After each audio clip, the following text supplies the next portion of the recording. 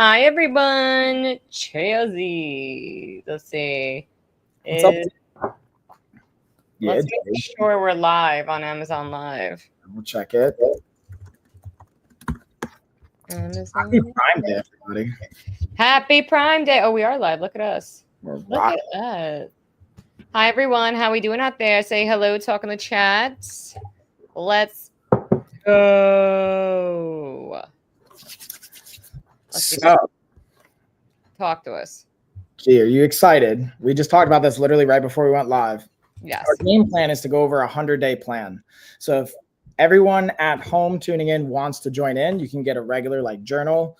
You can use like a fitness one, whatever you have, or you can go back, rewatch it, implement this, but just pay attention, ask questions. We'll do a Q&A. I also have, I don't know if I didn't tell you this before, but I have like commonly asked questions that came in from like the last 3 to 6 months. Oh, okay. You can fill in some fun things, especially around the bands, around our book, different Love things. that.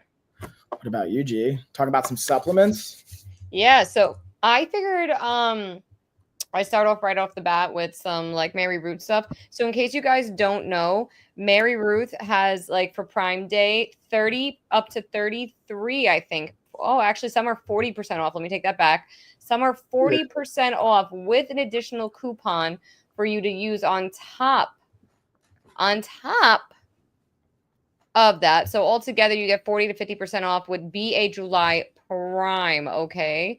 So if you guys want, I'm going to put the code inside here. And I also have a personal code, but I can't seem to find and remember what it is. If I'm being, oh wait, this might actually be it right here. Don't hold out. Copy it. So any of these will get you an additional 20% off during Prime Day. So on Mary Ruth down below, I use all of their stuff. I have everything from lymphatic support. Right? I don't remember why I bought it, but I wanted lymphatic support. Mike, maybe you could say why should people use lymphatic support?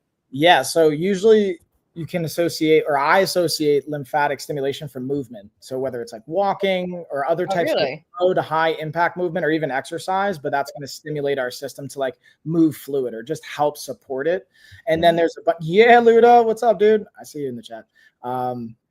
Being able to, again, have that fluid move, and it's going to contribute to a cascading effect of usual immune response things or immune response things or related things, and being able to recover from injuries or different acute things going on as well. So I haven't seen as much on, I'm always, to be transparent, supplements I think are just that, like the addition to, so trying to also make sure you're talking to a doctor or a professional in that. Yeah, of course. We are not doctors or giving medical advice by any means. So guys, please just be aware of that. If you go to the Mary Ruth storefront page from the carousel down below on my carousel, you could get all their deals and discounts on different products. They have everything from kid vitamins. Logan uses their kid probiotic gummy, which she loves these. So these are down below as well. Or just go to their storefront. We have a gluten digestive enzyme that I use. I have the ultra digestive enzyme because I thought, why not? And then I have the oil of oregano. It's supposed to be good for helping with when you're sick. But when I tell you, though, I'm going to be honest, though, the oil of oregano tastes like doo-doo, but it helps supposedly fight bacteria when you're sick and so forth. I don't know if you want any scientific. I'll be honest. So like when it starts to get into these more like peripheral type supplements or supportive things, like in that detail, I'm not as familiar with like any data to speak one way or the other or anything, even like with a depth of knowledge. That's like where I'm pretty shallow. And here's the thing, I'll say I have like my top 5 supplements I recommend pretty much to almost everyone, or I've seen our team recommend to everyone. When it starts to go outside, even like 5 more supplements from there, as far as like a bubble, I'm just like less confident. Okay. So it's, to me, that's a long-winded way of saying it's outside of my top 10 supplements I would ever recommend to anyone. But depending on a deficiency or something that might be going on, or way of metabolic function, any type of specialty, it may bring it into, hey, top 5, top 10. That I just don't like have it or no.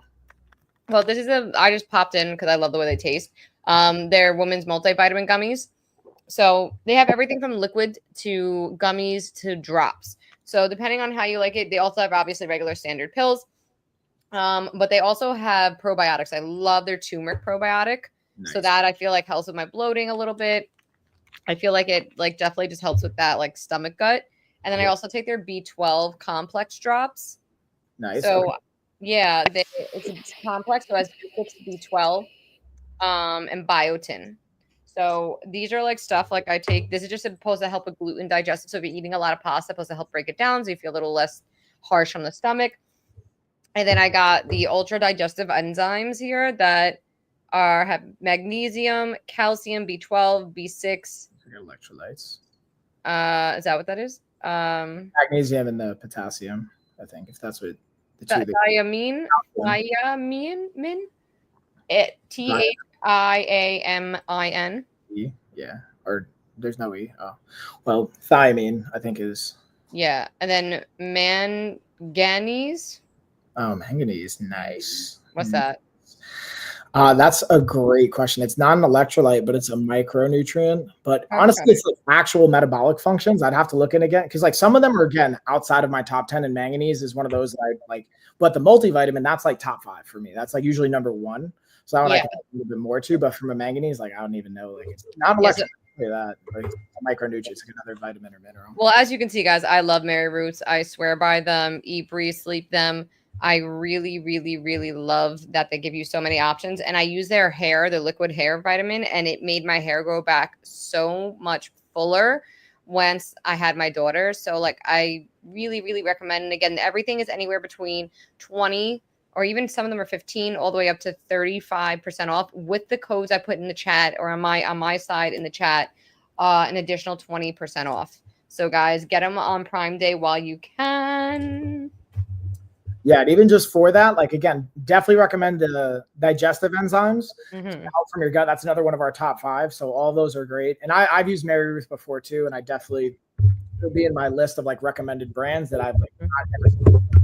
There's also cool resources for everyone at home. You could just go to third-party websites and just type in whatever brand supplement, and it'll pull up if they've had any like lawsuits or any things that's been brought against them against claims that they're making. Oh, really? Helpful. Like quackwatch.org is the one I used back in like college, like back in 2012. And ever since then, I've used it. It's been active, but there might be other ones that are like also equally as helpful or relevant. I might just not be using, but that's a like pro tip, just something to check out. And again, for the fun fact to save you some work, if you don't want to check, Mary Ruth hasn't been on that like website as far as like nothing. When you type in their brand name, nothing pops up. So that's a positive.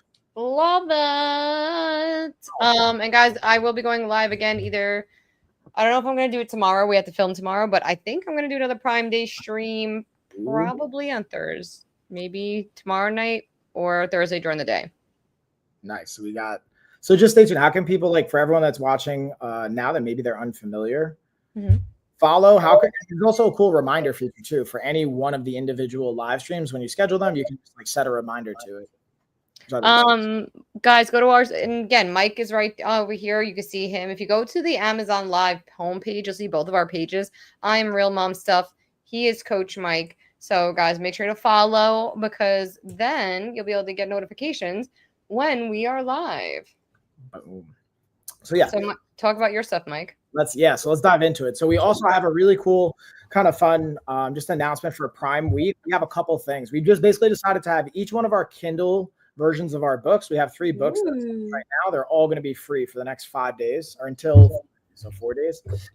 And you could just, again, that's on us. I just want to add value. But a bonus that I'm doing, we have 5 sets of resistance bands left currently in stock before our new shipment comes in, which should be coming in this summer, but like we're not very clear on an exact date yet. So we want to be able to help support you guys, add value. The last 5 bands, I'm going to throw in basically a bonus care package. So we're going to throw in a book, have the 28-day reset, so you get the physical printed copy, and we're going to have a new version. I'm doing the 5th revision of it, so it's actually technically going to be our 100-day plan. So you'll get a full, basically, me and Gina are going to talk about our 100-day plan. So you'll get exactly basically a template on how to build that. And then if you want additional support, we'll have like resources and different things. So yeah, it's like fun for just the last 5 orders we have for this week. Put them in. You'll get not only the book, but also I have some just items like, I'm sure you can speak to this. We'll get really cool stuff, but maybe we don't use them every single day. So I've filmed using them for maybe a month or tested it out and then made a content or a video series on it. And I don't really use it. So I want to be able to like give back. And I'm going to give each one of you a fitness related care package. Yay. Purchase. And it's going to clear up some room here in the house and our storage unit. So that would be nice for us. I'm trying to find, how do I add it to my carousel? What do I got to search to get your book in here? Ooh, so you could just honestly, if you just type in my name, I think that's the easiest and fastest. Mike Caulo or Michael? Yeah, if you type in Mike and then Caulo, Caulo for everyone at home. Oh, I see it. Boom, boom, boom. And then it'll have like an author page that might pop up. And then there'll also be just, again, each one of the books. We have the 28-day reset. We have our barbecue cookbook, and then we have our slow cooker cookbook, which both of those are clutch for the actual menus we use. And then we also give you options like additional recipes and things that, like, we have our Ninja blender. We made the Ninja creamy ice cream. Did you?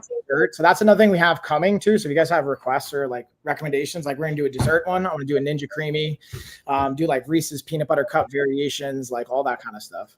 Well, that's awesome. Yes.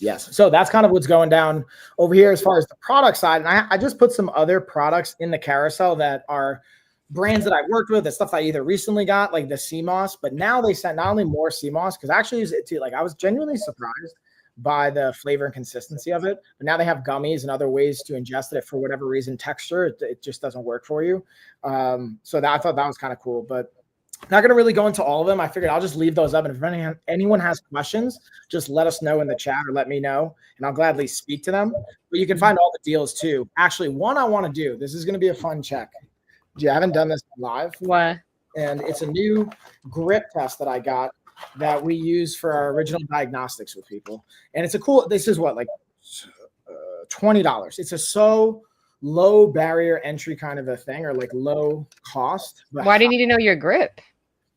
So it's not the grip, honestly. Like, so this is an interesting where I'm just like consuming information from others that are like specialists, and they're just like explaining the data, I guess, that they're seeing, which is it's less of the grip by itself.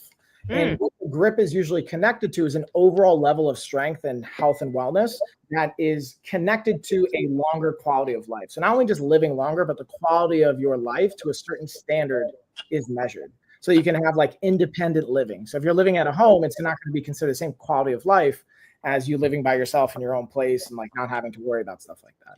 So absolutely.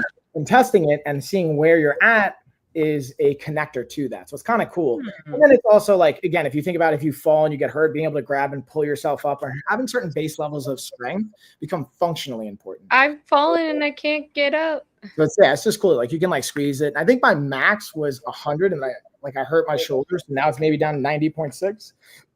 And then if I do, and that's like, I'm really trying to be conservative, but let's see if I can do it right.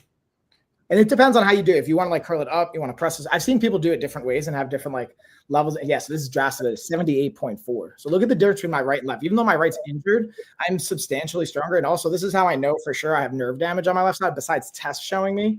When you see like differences like this, there's like, you can account for just imbalances, but I like specifically account for those. So, and I still get to improve this, but there's just like nerve damage that's being expressed in that way. So I have to be very mindful, but it's a cool little fun device. And I highly recommend it, not only for like coaches, but even anyone at home, if you want to just be able to check some basic information, like how many push-ups you can do, how fast you can run a mile, what's your grip strength test comparatively to your age group. You can plug these things into different formulas online and find, hey, what's my quality of life potentially going to look at? Again, I wouldn't say like too fixated on it, but it's a data point. So yeah. So that's pretty cool. Hold on, I'm slowing my camera a little bit because I hate how like it's so high up. Yeah, get the lightings, get the angles. Trying a little bit. There we go. Now we could actually see me. Yes. All right. So the other thing that I'm also going to share that, we were talking about before is like with our 100-day plans, I'm going to talk a little bit about my experience so we can like mold or shape what yours might want to look like. But the other part was giving you guys access to that, which you'll also get in this like care package. So when you buy the bands and the band set, let me go back to the bands. I'll highlight. I've been using my bands in Montauk actually. Nice. Yeah. How's Montauk? Also, I got to give you props for the event that you threw. It was like 3 weeks ago now, 2 weeks ago. Yeah, I know. Josh is still going through all the footage. It's so much stuff. So we're still like slowly going through everything. And it's just like, oh my goodness.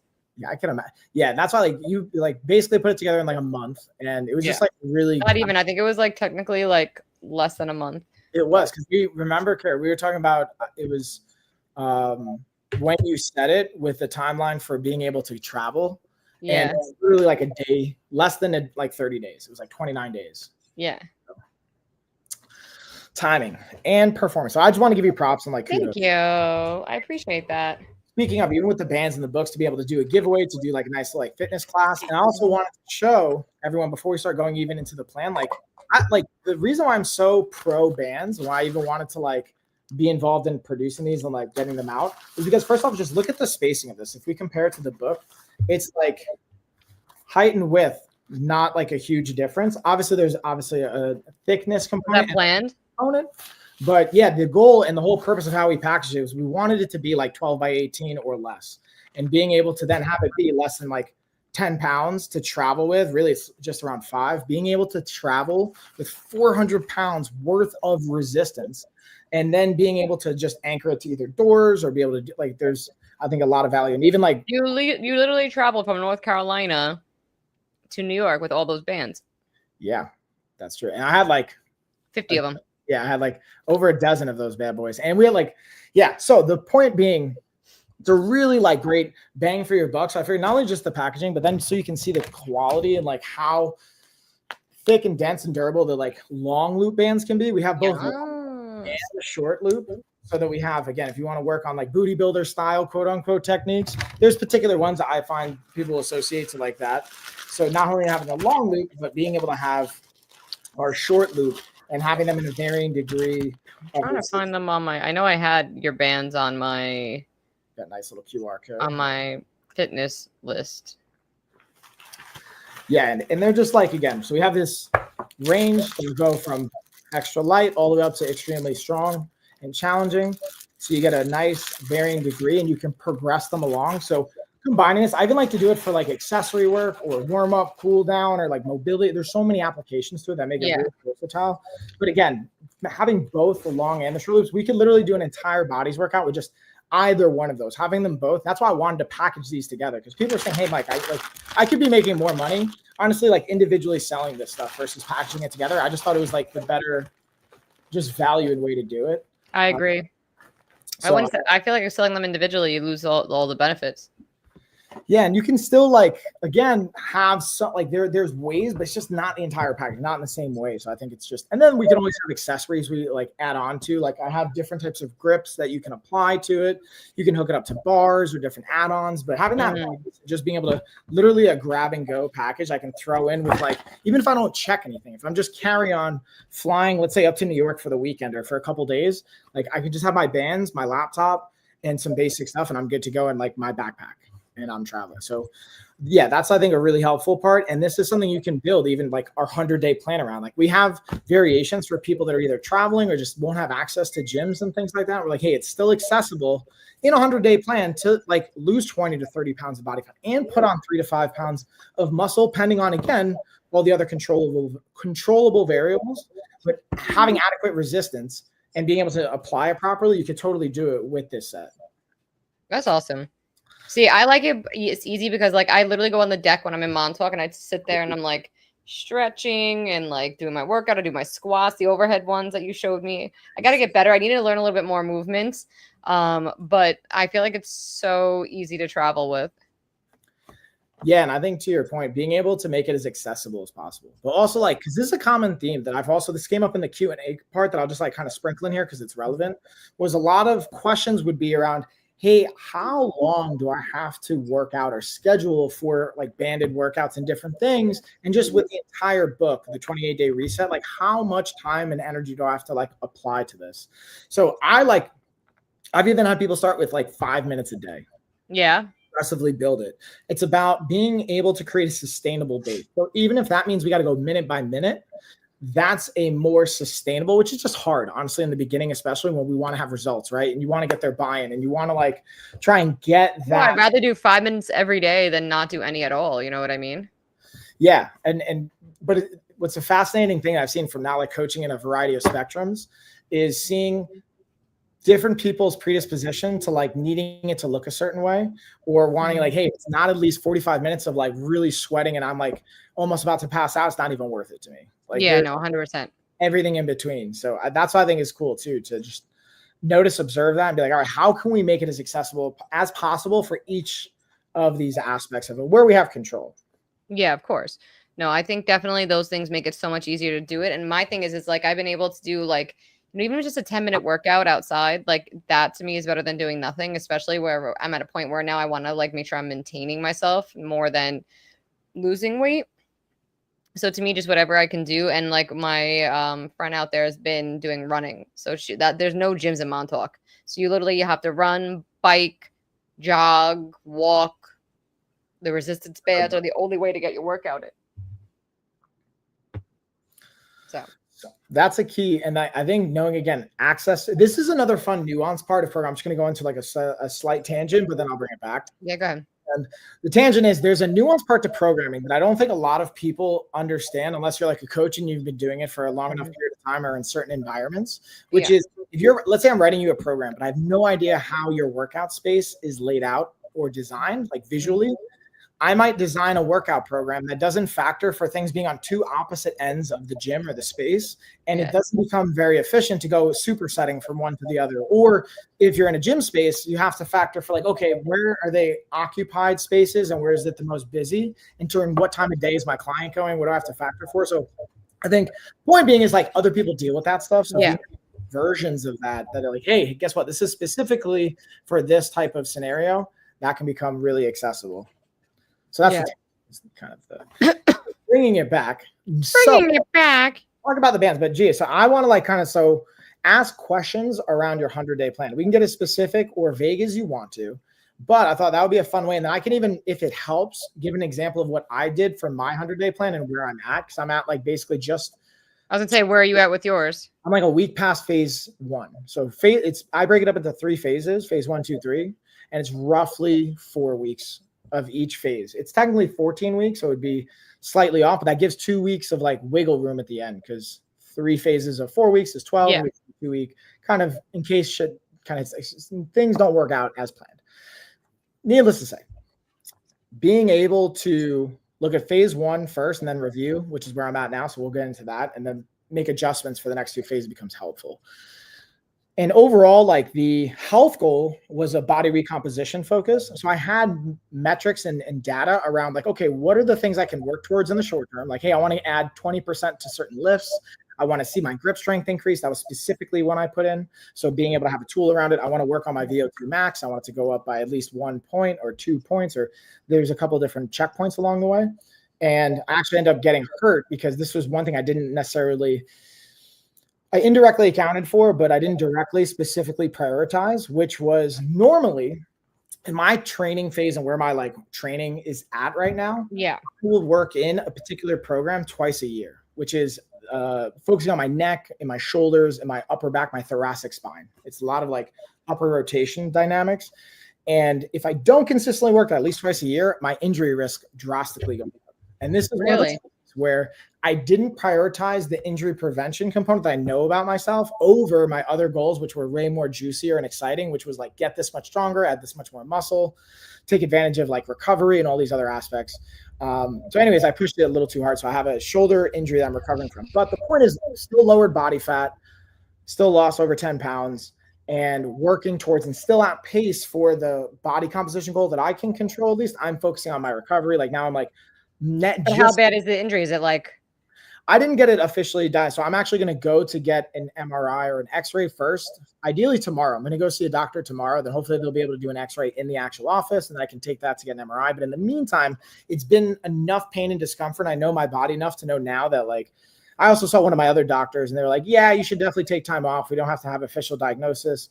And they also have like different names, like it's more Eastern medicine. So they're saying different things than you would say in a particular, like, let's say a hospital environment. So I'm going to do both and basically just say, okay, cool. I'm doing this side. I'm doing this side. Where can I align? And what am I going to do with that? So that's a good example of in a 100-day plan. Like I didn't plan on getting injured, obviously. No one ever. I don't think anyone ever plans for getting injured. But being able to have a plan B, which I do have prepared, which is, okay, cool. At the checkpoint, which was phase 1, that 4-week mark, I'm going to audit where am I at? Where's my body? And at that point, my body started breaking down. So I'm like, cool, I'm obviously going to have to pivot here. I'm going to lean into yoga, doing trauma release exercises, doing walking, more low impact swimming where I can. Yeah. Other types of, like low impact cardio. I just ran and it feels okay. I'm starting to be more mindful. And Would running affect your elbow? I mean, your shoulder though? It can in the sense of like, depending on the type of tear or injury that is, I guess, going like this, just hinging at that joint could potentially impact it, or the impacting pressure and the force of it vertically and like downwardly being applied could have a potential impact, whether it's just initial pain and it's like a whole pain response system that gets created that may not be so fun to experience later, because then you may be more predisposed or numb to pain signals. There's like a multitude of things, but that's not really like within my scope, I would say. But anyways, point being, yeah, I'm working through the injury. You use it as a checkpoint, but the overall, I'm still like, my body fat's lowered. My habits are now progressing to where my overall caloric intake, which is one variable I don't hyper obsess about, but I study as a side. Like, do I notice a trend or a connection between when I do this thing and what happens with my calories? Is there any consistency there? Because then I can start to look at like, all right, what about this thing might be impacting my calories? And then I can start to adjust, like, what do I want to pay attention to?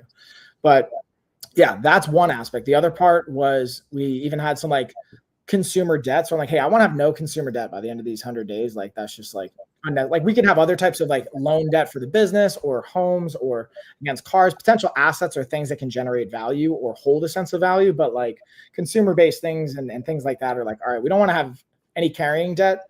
And so that one's pretty much like the initial one I had, we paid off like within the first phase one. Like I didn't even like need the 100 days, but we also, what technically came in clutch was some just back end things that like Carrie has an amazing credit score. So being able to, hey, I can open up an account like, gee, like this is some shit you told me to do and like that you could do, but I'm like, hey, my credit's like now finally just back out to like 700. So it's like prior to that, not having as much like dynamic movement with, okay, I can just transfer my balance, have 0% interest for this period of time versus paying. That's what I'm doing right now with mine. And of course I get the texts that our quarterly taxes are due in like 10 days or less. Yeah, baby. So that's the other reason, dude. Like we even talk about why I'm like more mindful of what, because I knew well, and I also called your dad twice and he hasn't called me back yet, but I wanted to find out about opening up a business with your address. Oh yeah. And doing the LLC so that I can get the car insurance. Because guys, if you don't know, car insurance in New York is expensive. So I want to really look into that. And I pulled the trigger on getting the Chase Sapphire Reserve credit card. Have you heard of it? Yeah, but I have no idea what the bonus points. I just know the name from like. I would highly recommend it. There's a very high annual fee, but with all the perks that it gives you back, like you get free DoorDash pass. You get what I would have paid for anyway. Apple TV is free. They pay for the whole year subscription every year. So that's like $2 a year. So I already spend that money every year. So basically the money that I'm using for that annual fee is being taken away now. Apple Pay is like, that's $200 away. That's $200 off already. Yeah. They give you free Apple Music subscription, which I was paying for anyway. So now that balances out. And then like there's so many other things, and they have it for business now. But the thing is, you don't get as much perks, I feel like, with the business. And your dad told me just you get a personal credit card, and I'll write it off as a business credit card. I said, okay, cool. So I think it's like $700 for the year. But with all the bonuses you get and points back, and you get $350 back for travel alone. Okay, nice. All right, so that's like I would look into it. Like it's really, really worth the point value. You get 8 times the points for every time you travel and use that credit card for travel, and you get 3 times the dining points. So every time you buy food, even grocery shopping, you get 3 times the points. Okay, hold on. I'm just saving this so I have it to refer back to. This is what also is great. I love about technology. We can now like download this, just get the transcript, feed it to AI, and like give us actionables from like literally our whole thing. That's why I figured it's helpful to do the 100-day plan on something like this, because then you could just spit it out for me. That's great. Talked about like here's the highlighted bullet points of what we're focusing on. So I have mine to check out that card.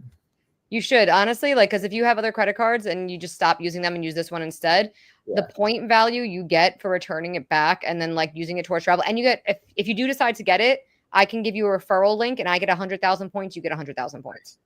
What's up, points? And then 100,000 points used on Chase Travel. That's like 2 flights. You and Carrie can come to New York for free.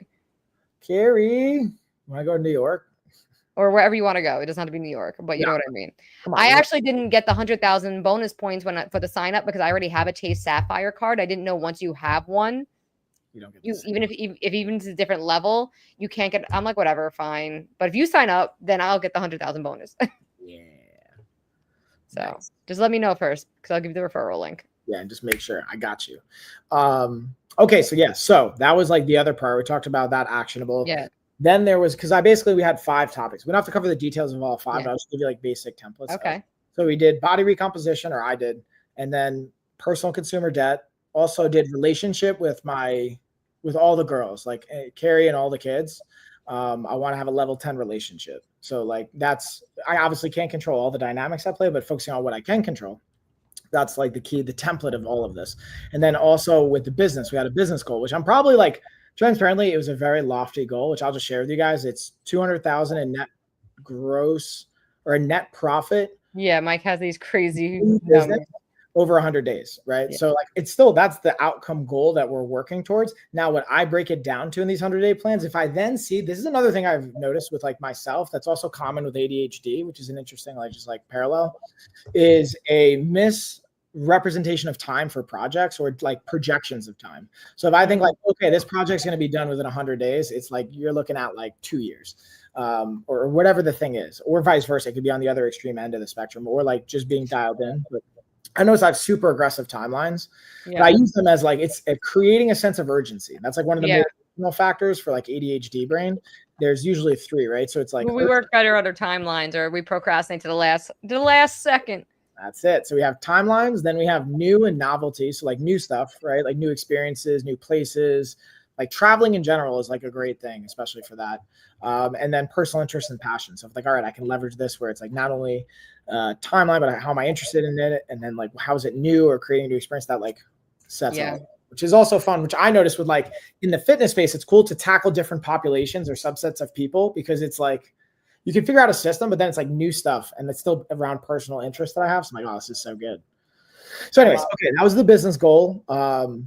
Really at this point, we're like, I'm playing the long game of it, the infinite game. It's really about, this phase was about creating the systems to do that. So when we can pump a bunch of leads into like stuff we've worked on, and like, does it distribute to the right salesperson? Does it distribute to the right coach? Is the right follow-up happening? Are we doing the right timing of the task? Because we can pump in thousands of dollars worth of leads and like just different types of aspects of it. And it's just like, if the systems aren't dialed in, we're just leaking. It's like that. I've done that before, and it's just not a great.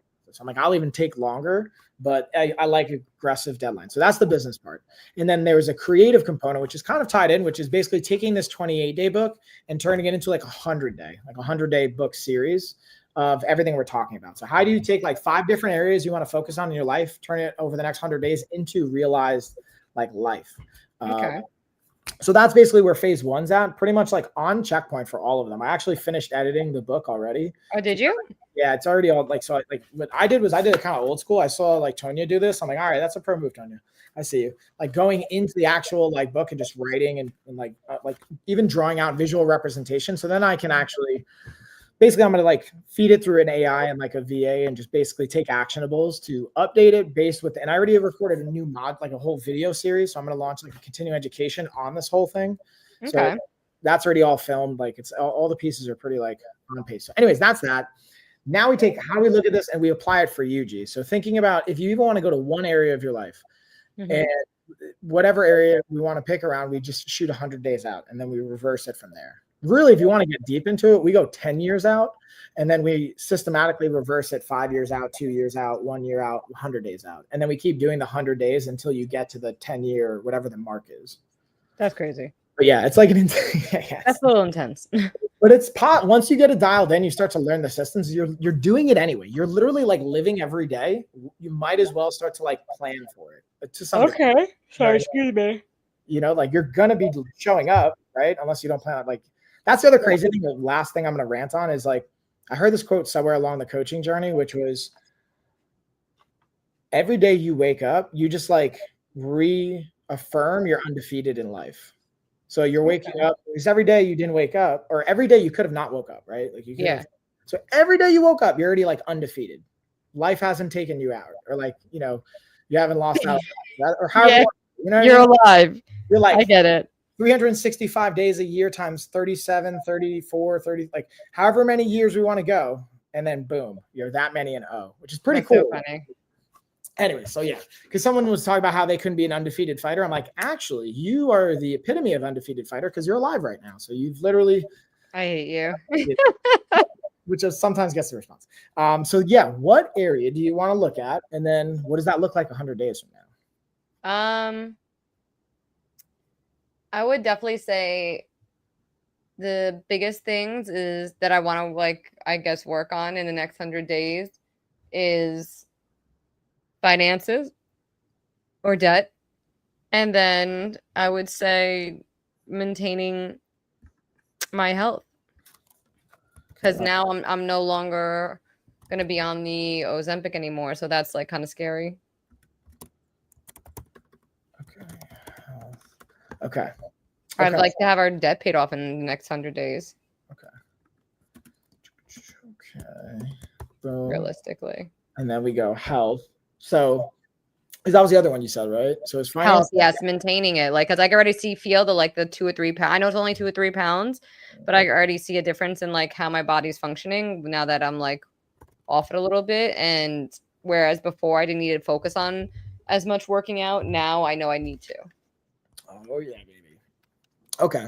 So this is also a good example of like motivation, right? Like now we have a sense of urgency that gives us a good, like 100 days gives us a deadline. That's where it's helpful too in a goal setting capacity.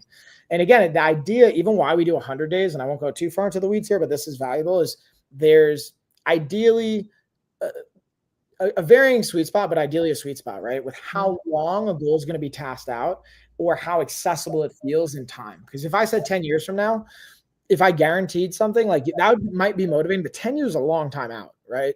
But if we could say, hey, in the next 100 days, there's a guaranteed result potentially, that's way more appealing or like kind of digestible. Yeah. So, but then even we did 28 and that's like kind of there to at least start to create a habit, but really 67 days seemed to be like a nice average sweet spot. So I thought upping it allows to be able to have that another third phase that we can reevaluate how the progression is going. Because you could even have like a lot of rough patches in the first half even. But if you're sticking and adhering to what you can control, right? If you're like at least 80% dialed into what you can control in our habits and the goals that we talk about, you will at least maintain and more than likely see progressive results. But even if you know you're maintaining at 80, then you know if you want to tweak it by 5% in either direction, saying, hey, I want to see a little more results, I tweak it up 5%. If I'm cool and I even back off a little bit, and I want to live a little bit differently, then we back off 5% in that other direction. So it allows you to have some wiggle room and evaluation, but not being too attached to like calories per se or weight on this. It's just like it's having a varying degree of data points and then having different weights to them, if that makes sense. But yeah, no, it does. Like the 80-20 rule. Yeah, exactly. Just that same principle. And we apply it here and then we tweak it based on how it shows up. So we have that component. So we think about, okay, you want to maintain. And so I say we dive into, I think, and this is up to you. I mean, we could go into the finance and debt, but I would say we do that one offline and we can go into the actual detail. Yeah. And then this one, we stick to the health one. And that one, I feel like we can go into more of like the regular. Yeah, 100%. Like that's totally fine. We could do that. Okay, cool. So with that, so now we think about 100 days. We got maintenance, but what else comes with that? How will you know if we fast forward 100 days, what does that look and feel like to you? How do you know if you've had success? Well, as of a month ago, I was originally like my baseline weight, like every morning I'd wake up at this weight and then every night it'd be around the same weight. It'd be like 102. And I felt, okay, that makes me feel comfortable. And then lately though, my baseline has been between 105, 108, which doesn't seem like a big difference, but it feels and makes me like go when I see it on the scale. So I hate that. Which again, obviously if you're working out, I know that's muscle but I'm not working out. So that's the thing that makes me feel like, am I bloated? Am I gaining with the weight back?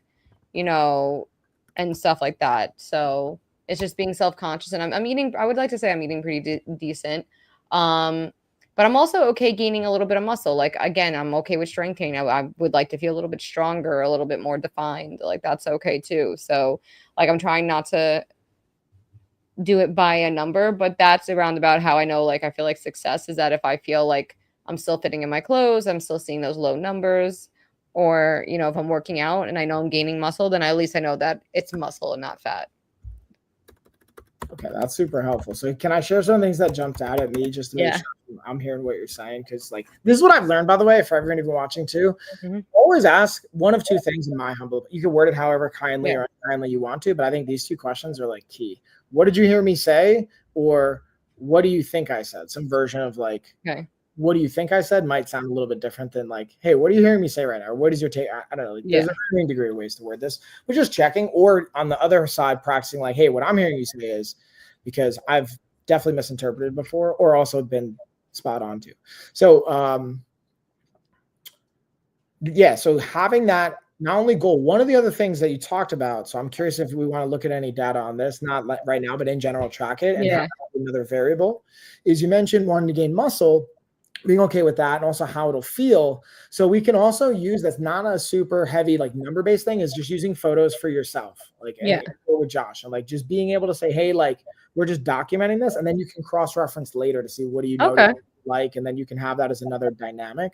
Because then we might even, what I would invite to is sometimes we'll romanticize a body composition that we were in more, and then think about where you're at when you're actually in that. So I think it's helpful to like have a photo and then I thought I felt this way when I would have this body type. Then when we have it, it's like, do I feel that way? And maybe we do, but from my experience, be a dragon being chased. And just anyways, that's another variable. But the other part I'll take a picture in the morning tomorrow. Yeah. And then being able to do body composition at least once a month. So instead of just doing weight, you're doing like even the home scale version of it, being able to do a body fat percentage check. Now, if you're gym or you happen to have a gym membership or you want to go to a place that does this, that's an I have a do that scale. Yeah, so I think the scale's perfect. That's exactly it. Whether it's the Fit Index or the I feel like I had the, I think you bought it for me. I think it's the Fit Index. I'm sure it's the Fit Index one. I see myself the app. It'll sync up to your app or to that once you set up. And the cool thing is it allows you to compare data from like this month to last month. And it'll do like line comparisons. And then I feed it to ChatGPT. So what actually I've been working on too, that you know this, where I've indirectly talked about this with you, but I'll just show everyone here, is like we're working on AI basically systems and chats to be able to plug into our own app so that it can add additional support structure. It's not going to ever replace a coach, but in certain dynamics and situations, it'll be helpful to even say, hey, you may want to like check the portions on that log based on the photo we're like analyzing as the AI system. So it's a helpful like fact check to see if like we might miss something as a coach. Can it seek it out and address it or get feedback on it, or at least alert us so that we can give feedback? It's like cool. I'm trying to find it. What was the name of the app? I think it's Fit Index app, or just Fit Index, FITINDEX. It's all one word. Fit in, I think that's it. I used to have it. Yeah, I did. There we go. I would just invite, like, how do you feel about using that as another metric? So not just weight by itself, body fat percentage. Then we look at water, lean mass, skeletal mass, because it also look at visceral fat too, which is even more important data, less for the like aesthetics, but visceral fat represents the fat around our midsection, around our stomach. That's the one that can impact our organs. And that's the one that has the most, at least connected from what I've understood, data and impact around dying from other types of health conditions or chronic diseases later in life. We have too much visceral fat, or fatty liver disease as an example, or different things that are just impacting it. So, oh shit, I don't know if I know my password or if I had one. That stinks, because do you think it'll sync the data from the fucking, excuse my language, from the scale? To your phone, or you mean to like once I if I sync it again to the scale, like it'll pick up all that? I'm pretty sure it'll just pick right back up where you were. Yeah, let's see. Guess unless you're synced with a new account, or let's see. That's what I'm not sure, but I know. So we have. So it sounds like you're comfortable using body composition as well as another metric. Yeah, also, absolutely. I think it's old school, but Fit Index has a tool for this, or you can get whatever brand you like. Literally just tape measure circumference measurements. So because even the body fat analysis is one part of the picture, it doesn't do as good of a job showing you where on your body it's distributed. It'll give guesstimates based on proportions and other things.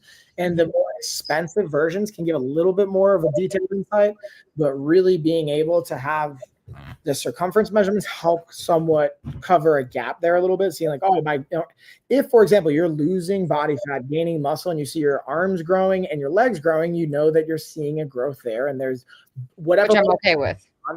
To your training.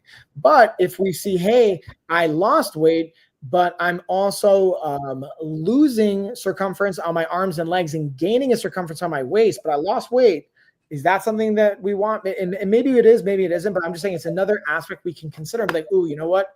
That's a pretty good indicator of a potential stress response system, or overtraining, or underslept, or under. Really?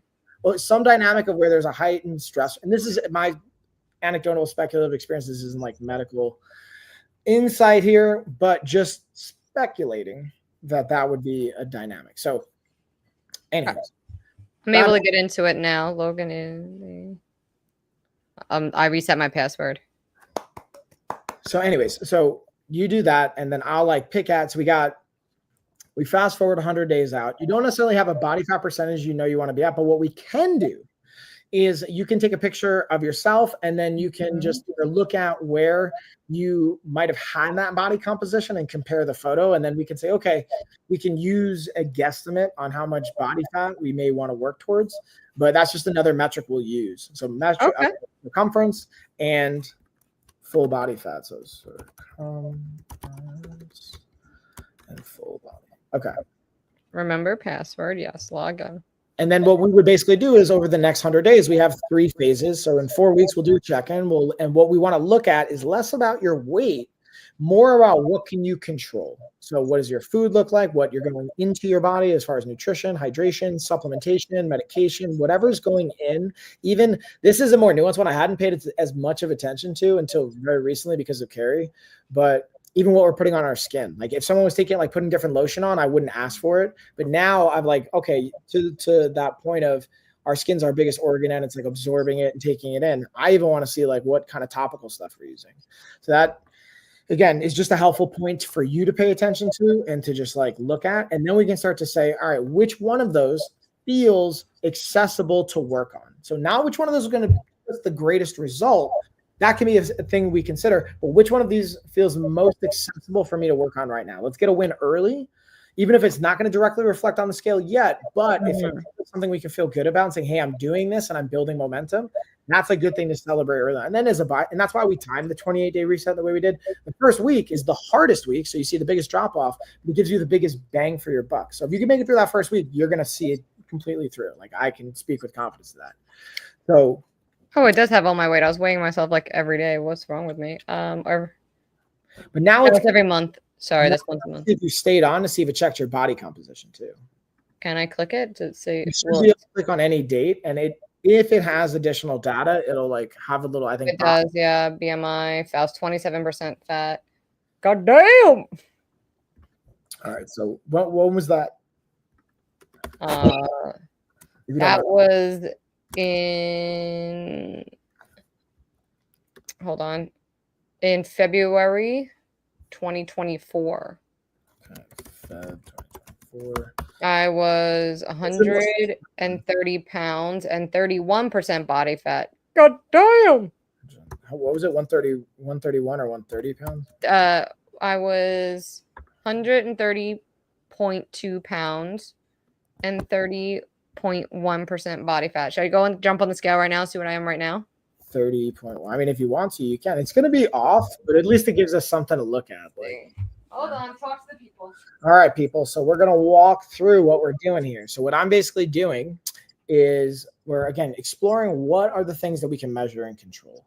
We don't actually have a lot of control over our weight or our body composition directly. Like, we're not just going to, I mean, I guess it depends on your experience level with this, but most of us, it's not very accessible to just sit there and think about putting on muscle and not having to eat, not having to train, and then that results. So there's a certain amount of outputs we can control.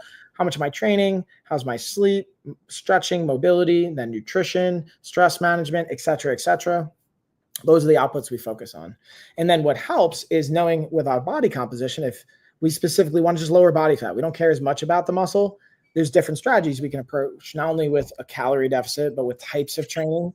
But if we care about quality of life, maintaining muscle, even putting on muscle, changes how we're going to train, how we're going to potentially eat, definitely how we eat, but in different variables. All right, so what you got? I am 107.2. 107, bam, boom.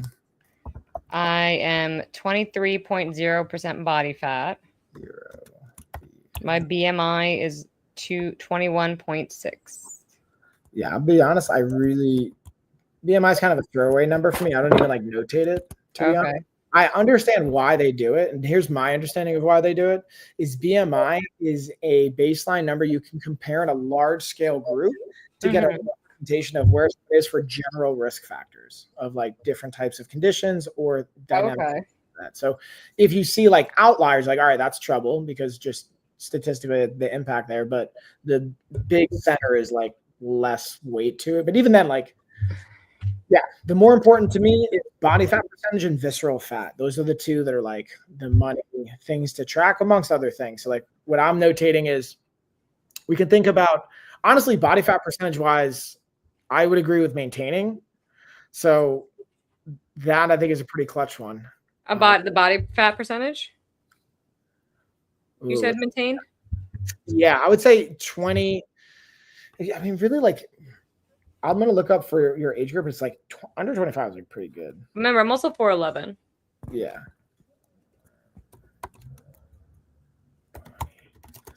So I'm going to literally just like pull up and screen share so everyone can see like what I'm referencing and the dynamics at play. So showing 21 to 31% is the range. That's a wide range. I want to add, what's this fit index? What is that the name of this scale that we're talking about that you could literally measure all your metrics on? Yeah, that's the scale and the app. Who's Rachel Tra? Let's see who you are, Rachel. Regardless. Okay, women's health. So this I think is helpful too. Like I like to show everyone like how am I even like looking and assessing for things. What I try and look for when I'm looking for like sources is either a credible site that I've heard many times trusted or vetted before, or a little bit more of this is I guess everyone's interpretation of what you consider credible. Another credible like science-based, journal-based, or health organization-based resource that is going to like a particular topic. Or now again, you don't have to necessarily agree with it, but at least you get like a baseline of like what can I compare.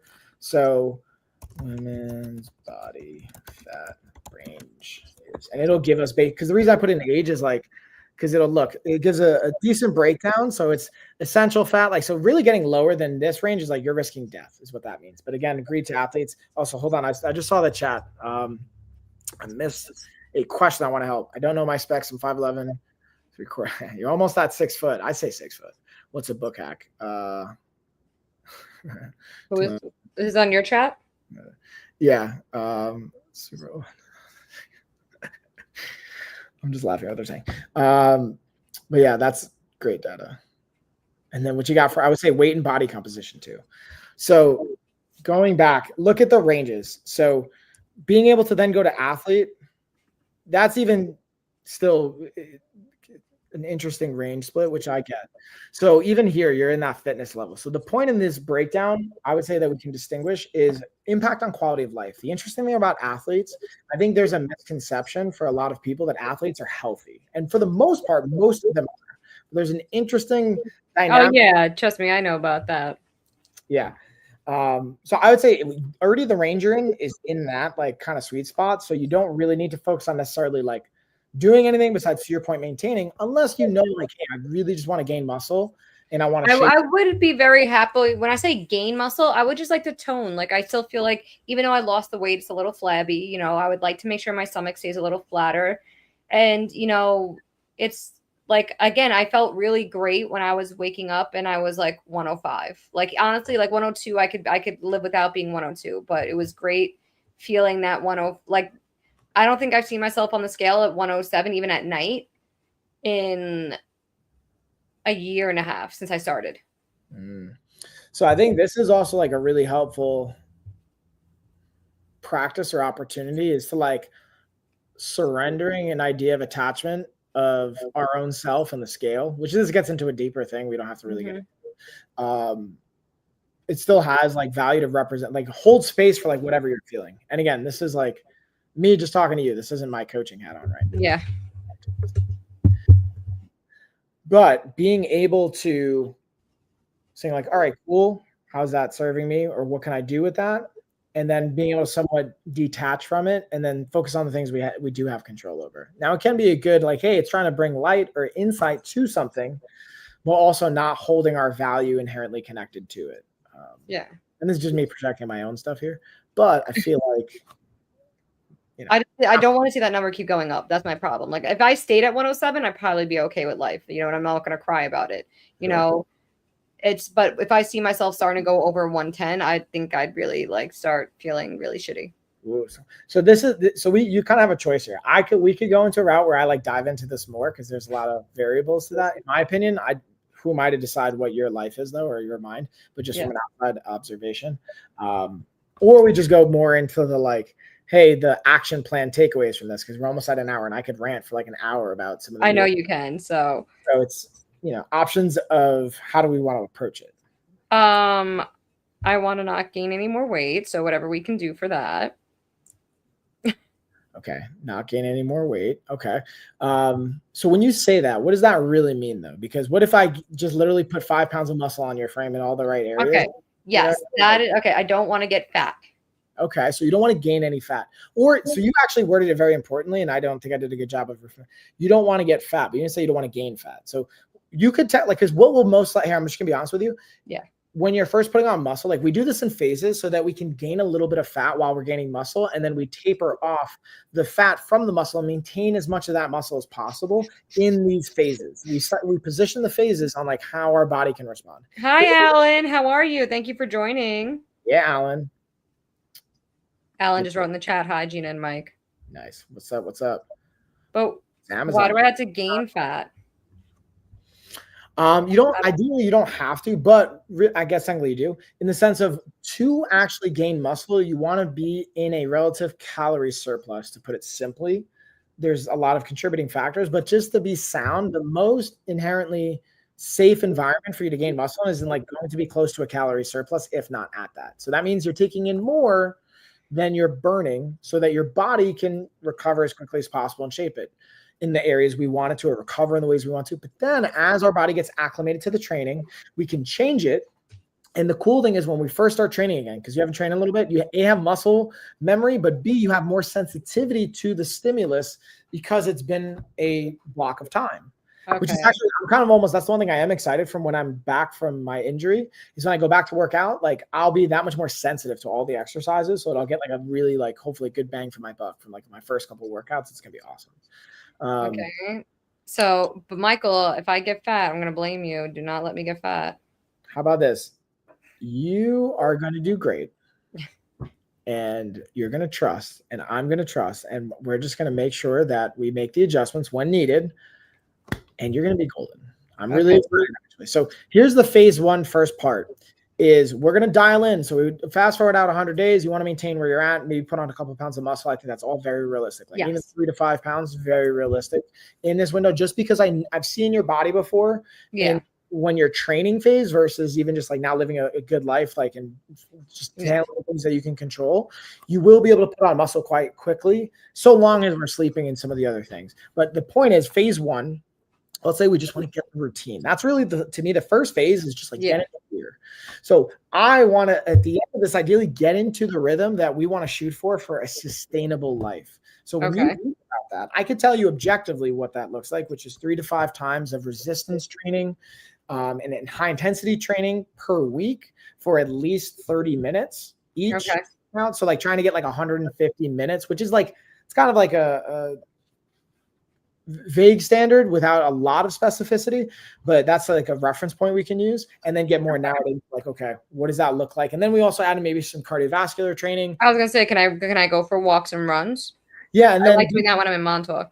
The trades we're making is if we lower the pacing or intensity, we just up the amount of time we do it. But it's like almost an equal, not exactly an equal, but usually there's like if I'm walking, go longer. If I'm running, go shorter. Yeah, that's pretty much the trade make. Because like, again, what we're focused on is not only the calorie burn, but a side benefit here, that's your quality of life, is just your overall cardiovascular health and your aerobic system and the energy, not only related to that, but the other functions that'll get you in or out of it, or in the transitionary cycles or like energy systems. It's going to have a positive impact in at least that cardiovascular sense. So, and VO2 max will hopefully go up the way we're going to do it. Some other cool stuff. So step 1 is get to 3 days a week. Okay. That's what we work towards in phase 1, is getting to 3 consistent days a week. To start, I literally say we start with 1 day, or on the opposite side of that, we start with 5 minutes every day or 1 minute every day until we build up to a place where we feel like it's realistic to do 3 days of dedicated like exercise with like a dedicated theme. But until then, we can build up to like 5 minutes a day, 10 minutes a day as another trade. I feel like I like either the idea of like 10 minutes a day, or like I would like to try the 3 days a week. Okay. And I'm looking at your app now too. We could put can we do like more of the resistance band workouts? Yeah. So, and that's actually a perfect segue plug. Thanks, G, for the timing of our actual band workout. So we give you with each pack that I kind of showed you guys before, that we have our QR code. When you first get your package, boom, you scan it, you'll get access to our app, the workout. It'll even get connected to a coach. Get it, guys. And being able to have that plan, you'll also get a nutrition plan. It's going to tell you how many calories you should be eating, and you have different recipes and things that you could potentially use. You have all these additional support systems in different aspects of our coaching. So that's a really clutch one to add in. And it's a 3-day split is my point of bringing all this up. So it's upper, lower, total, with each day having a core focus. So what I like to do with a lot of people is, if they tell me, hey, Mike, I want to do 5 to 10 minutes, I say we're going to start with the same travel styled workout protocol, the bands that you can do even at home or in your office, but we do them for 5 minutes. You only do like the warm up and the core section, and you only do 1 round. But just doing like the warm up and 1 round, you'll be at about 5 minutes, maybe 7.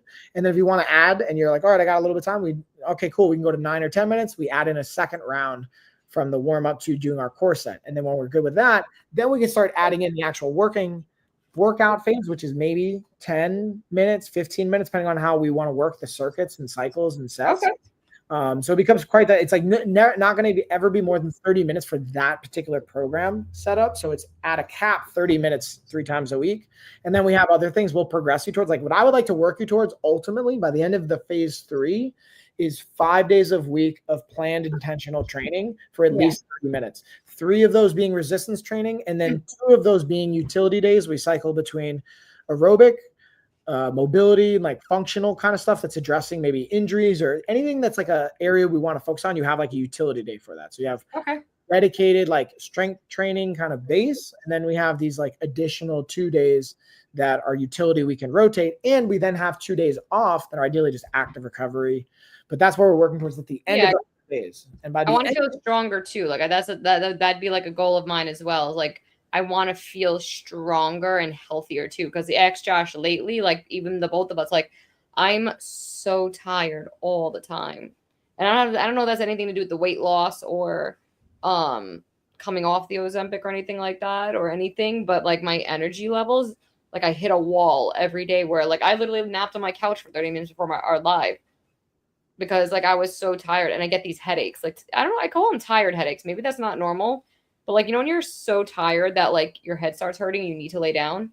I do know what you're talking about. That's not ideal or great. Usually it's a representation of something you're not paying attention to, whether it's your hydration, whether it's your stress levels, your sleep. For this situation, considering what I know, I think it's a combination of all 3. Stress response of coming off medication or reducing it, right? Just that variable. Because from my understanding of what this kind of pattern of medical drug is doing is just impacting appetite amongst other metabolic functions. Yeah. And it makes it hard to maintain muscle. So the point of this is like in your body's pursuit, if it's an air balloon of trying to go higher. So you're trying to get lighter and lighter to go higher and higher, right? As an air balloon, you got to drop weight. So your body's just dropping whatever weight is the most costly. And sometimes muscle is kind of a costly weight, but it adds a lot of value. But if you're not giving it a certain level of stimulus, it's going to be like, all right, cool, I don't need this because I'm not getting the reasons or the response to use it. But we can also get the cool thing about muscle is we can get it back. It's not gone forever. Like in an air balloon example, that's gone forever. I keep yawning as I say that. We're going to bring it home soon anyway, G, because it's about that time. So with that being said, though, being able to lighten the load, your body will just dump things off if it just feels costly, regardless of what it is. So what we're going to do is we're going to give it a stimulus in training to help keep that muscle on. And then you might even gain a little bit of fat in phase 1, but by phase 2 and phase 3, because of how that will come off, you'll maintain the muscle, if not put on a little bit of muscle, and then we'll be where we want to be. And it'll also be sustainable because we've developed the basic foundations of your training volume, how you eat and the behaviors. And then usually over 100 days, we see ish hitting the fan in some sense of life. Like you're going to have to. I gained like 4 pounds. Can't that 4 pounds be turned to muscle? Once it's on, it's not like it makes it more challenging to just, you can technically indirectly convert it by a very lengthy system of formulas, or formulaic system. So as long as I just don't gain more, don't get fatter. That's all I care about. Okay. So I got you on that. So for phase 1, we'll reevaluate. Oh yeah. What's up, Alan?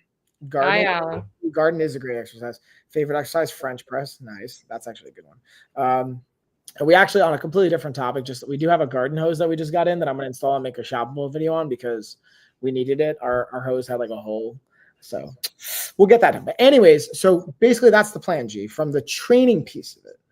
On the other side, what we get to do is for phase 1, I literally want you the entire time to observe your nutrition and not put a lot of weight into calories. The bigger thing we're going to focus on is your protein intake and your fiber intake.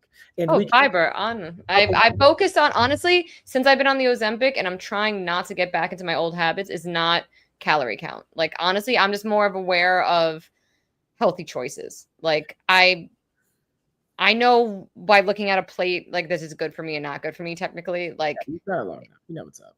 Yeah, so like I've been trying to do, like, if I'm gonna have brown rice, I make sure I have a shit ton of protein on top of it, my vegetables with it. Like, I balance it out in I'm trying to keep those small portions where I'm not overeating. That's the biggest thing with Ozempic, is that especially where people start gaining the weight back, is that your hunger comes back very fast, instant. Like, once you're off it, you go from being able to eat like half a bowl to like, now my stomach's able to handle a full bowl, and that's where your body now starts storing it again, and you're getting that rapid weight gain. Bingo. Exactly. So that's like what we get to. The other trade that happens there is with the muscle coming back on, when we start to like put that back on, we start to fuel up our system, the ability for our body to have a like metabolic adaptive response where it can move in either direction, up or down. If we're giving it more and we're providing the right stimulus and resting enough, metabolically it can increase because of the muscle gain, right? It has to have more, or not has to, but it just in the equation has more as it gets bigger, right? And as it demands. So yeah, that's like the piece we'll kind of look at, and then nutritionally just observe for the whole first phase. Like, just so we're looking for, when it comes to protein, like 80 to 100 grams of protein, and then for your fiber, like 25 grams of fiber or more can be like 2 good baselines that we can adjust accordingly. You may how much? 80 to 100 grams of protein daily, broken up throughout the entire day. Yeah. And then fiber, 25 grams per day. And again, really, if you just look at, if you get 5 to 7 fruits or vegetable servings daily, you'll hit that mark pretty solid. Oh, really? Okay. So I had a bowl of watermelon. Nice. Okay. So you got a bowl of watermelon. Watermelon, I don't know fiber wise, it's more like, it's one of those higher water-based content ones. Like, believe it or not, apples are also up there, but watermelon's obviously a high percentage. But what's to say? So that'll definitely have some kind of fiber. What if I take like a fiber supplement? Can I just do that? Is that the same as eating it? So here's why. Like, I'll give you the reason why we pay attention to this. Oh, this is actually kind of interesting. Okay, so 4 grams of fiber per 100 grams. So okay, that's like what? A bowl. It's gonna give me what, 2 grams. Okay. Anyways, so when it comes to the fiber intake and how we're using it, it becomes important. And I'll try and not get too far into the weeds here, but we're using protein and fiber not only for nourishment for our body. Protein especially is going to be helpful for our muscles, the base bricks to build the actual structure. From a fiber perspective, it's going to fill us up. So does protein.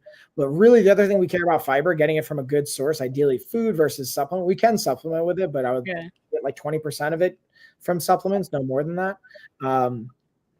Would be the actual impact on your gut and like the bacteria in your gut.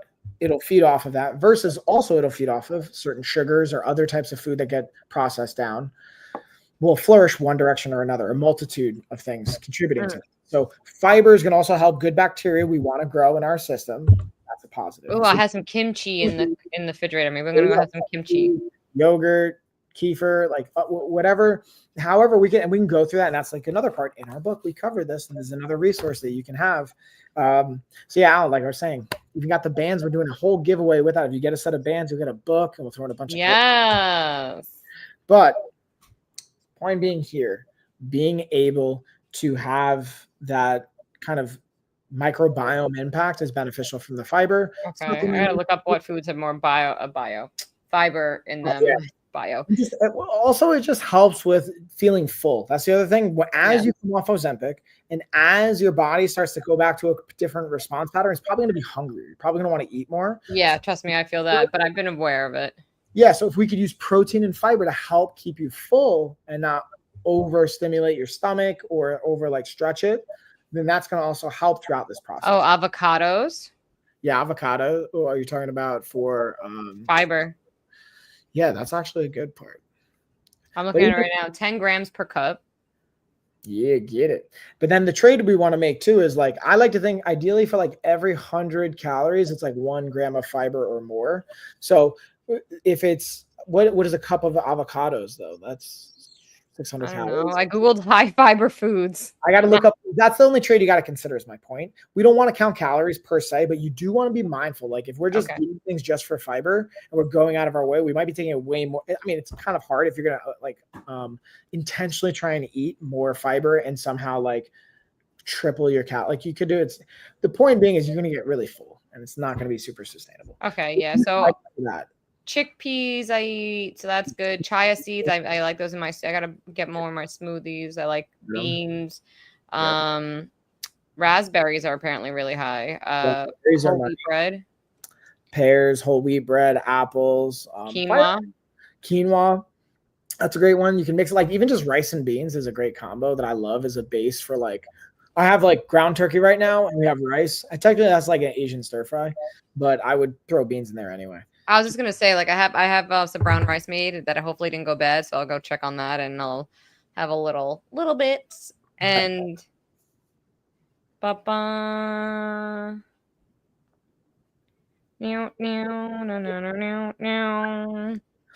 So yeah, G, that's pretty much the game plan, dude. All right, so you tell me, you text me what I need to look at. Oh, if you put some of those workouts in the app, I have your app already set up. Pow. So here's what we're going to do. I'm going to have this transcribed. I'm going to highlight the bullet points. I'm going to send it over to you. And then we're going to come back in 4 weeks, depending on the exact day. And then we'll check. It'll have to be at least 4 weeks. Ideally, in the 4 to 6 week window is the perfect window because then we can still make adjustments. We'll come back, do another live stream or just our own check-in session. Bam. Okay. All right, that's it. That's all I got, G. What about you? Do you have anything else? I think that's it, guys. Thank you for joining us for our Prime Day stream. We're going to be doing some more. I think I'm going to do one either tomorrow or Thursday during the day. I'm not sure. I haven't decided. Well, we will see. Make sure you're subscribed so you can see when G's going live, and we'll see y'all later. Bye.